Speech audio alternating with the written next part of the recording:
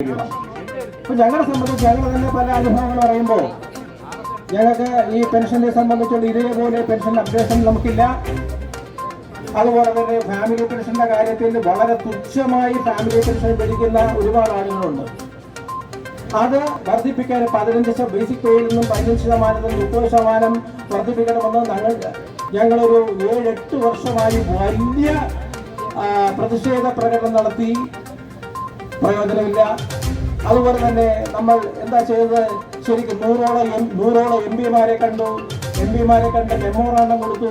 അവസാനം ജോൺ ബ്രിട്ടാസ് ഇടപെട്ടതിന് ശേഷമാണ് ഒരുപക്ഷെ നമുക്ക് ഈ ഫാമിലി പെൻഷന്റെ കാര്യത്തിൽ ഒരു ചെറിയൊരു വർധനയെങ്കിലും ചെറിയ വർധന നേടുന്നതിന് ഒരു വലിയ പോരാട്ടം നേരിടുന്ന ഒരു സാഹചര്യം, ചെറിയ കാര്യങ്ങൾക്ക് പോലും.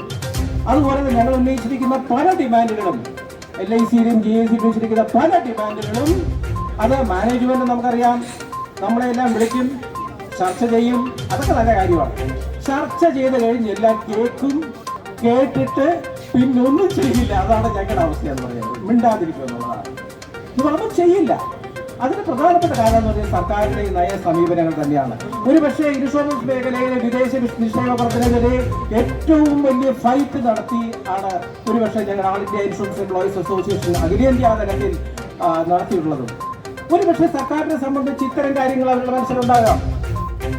ഞങ്ങളുടെ മുന്നോട്ട് പോക്കിന് നിങ്ങൾ തടയുന്നതുകൊണ്ട് നിങ്ങളുടെ മുന്നോട്ട് പോക്കിനെ ഞങ്ങളെ തടയുന്നു എന്ന രീതിയിലാണ് സർക്കാർ വാശി പിടിച്ചിട്ട് പല കാര്യങ്ങളും നമുക്ക് തരാതിരിക്കുന്നത് എന്നുള്ളത് ഏറ്റവും പ്രധാനപ്പെട്ട കാര്യം.